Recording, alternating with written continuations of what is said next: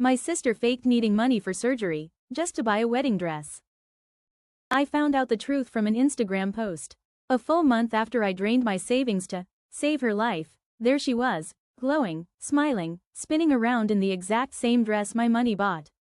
When I got the first message from my sister, Mia, it was a voice note. Her voice was shaky, almost crying. "Hey, I don't even know how to say this, but I need your help. The doctors said I need surgery.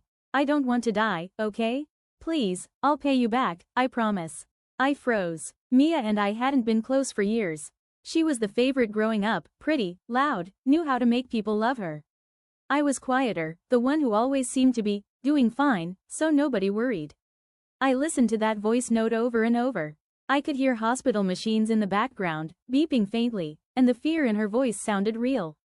So of course I called her right away. "Mia, what happened?" I asked, pacing my apartment. She sniffled. It's a tumor. The doctors said it's not huge yet, but I need to remove it soon or it could spread.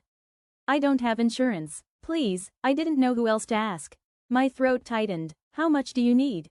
There was silence, then she said, "They said around $60,000. Maybe a bit more. I'll pay you back when I can, I swear." 60,000. That was almost everything I'd saved in the last year. I was planning to move out of my shared apartment soon, maybe even take a short vacation for once. But hearing her cry like that, it shattered me. I sent the money the same day. The first few days after that, she was recovering. She sent me blurry photos of what looked like a hospital bed, and I didn't question it. She told me she couldn't talk much because of the pain meds, so I just sent messages checking in. "Hope you're okay. Don't worry about paying me back yet. Love you, Mia." But after a week, she stopped replying. I told myself she was resting. After 2 weeks, I started to worry. Then my mom called. "I'm so proud of your sister," she said, voice cheerful. "She and Tyler finally got engaged. He proposed last night." I blinked. "What?" Mom laughed. "Oh, you didn't know? He proposed in a restaurant. She sent me pictures this morning." She looks so happy. My stomach twisted. Wait, wasn't she just in the hospital? "What hospital?" my mom said, confused. "The one where she had surgery. She told me she needed money for it." There was silence. Then Mom said, "Surgery?" "No, honey, she didn't mention any surgery." "Are you sure you're not mistaken?" I hung up before I said something stupid.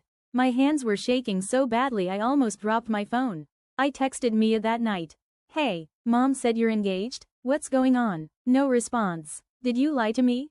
Still nothing. Finally, I sent, "You said you needed surgery. I gave you my savings. What did you actually use it for?" The message was marked, "Seen." Then she blocked me. That was my confirmation. I felt like I'd been kicked in the chest. For days, I couldn't eat. Couldn't sleep. I just kept replaying her voice note, hearing the fake tremble, the tears that were never real. When I told my best friend, Lila, she was furious. "She scammed you," Lila said. "That's not a mistake. That's a choice. She played on your emotions." "I just don't understand why," I said. "Because she knows you'll forgive her. You always do." That one stung because it was true. I'd always forgiven her. When she ruined my favorite dress in high school and blamed me for being dramatic. When she borrowed money in college and never paid back a cent. When she lied to our parents saying I started the fight that she caused. But this time, it wasn't just about the money.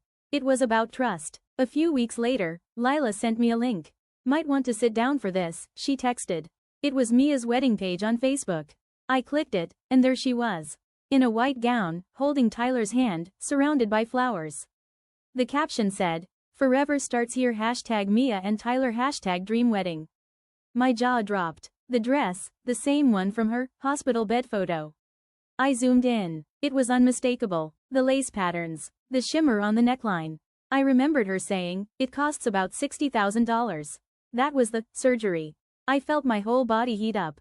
I wasn't sad anymore, I was angry. The next day, I told Lila, "I'm going to the wedding." She blinked. "You're what?" "I'm going to her wedding," I said, my voice steady but burning. "I want her to see me there." "You're not invited," Lila said. "I don't care." She sighed. "You sure this is a good idea?" I thought for a moment. "No, but it feels right." So that's how, 2 weeks later, I ended up standing outside a hotel ballroom in a borrowed black dress, watching through the open doors as my sister walked down the aisle in the dress I paid for.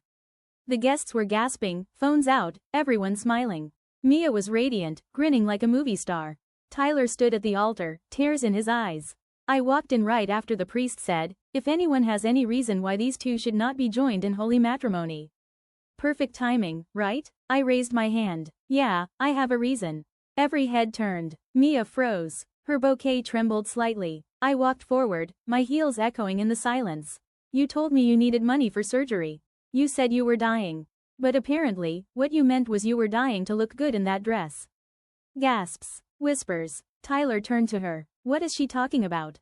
Mia stammered. It's not what it looks like. Oh, it's exactly what it looks like, I said. That dress you're wearing? I paid for it. Every pearl, every stitch. It cost me my savings. My trust. My peace of mind. Please stop, she whispered. I took a deep breath. You could have just asked for help, Mia. You didn't need to lie about being sick. Tyler's face went pale. You told me your sister was in debt because she gambled. You said she never helps you. He stepped back. You lied to both of us. Someone in the crowd murmured, what the hell? And I just stood there, shaking but calm, the truth finally out loud. I didn't wait to see how it ended. I turned and walked out before the chaos really began. Behind me, I could hear Mia sobbing, people whispering, chairs scraping. Outside, the evening air hit my face like freedom. Lila was waiting by her car. You did it? She asked.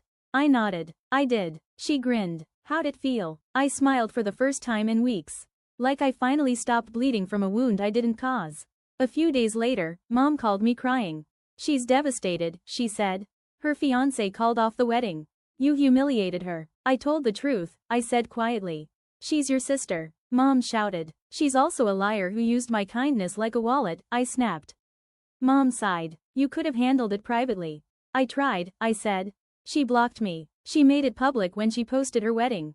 There was silence. Then Mom said softly, you've changed. I laughed bitterly. No, Mom, I just stopped letting her change the story. Months have passed since then. I never got the money back. I don't think I ever will. But I learned something more valuable. Peace doesn't come from silence.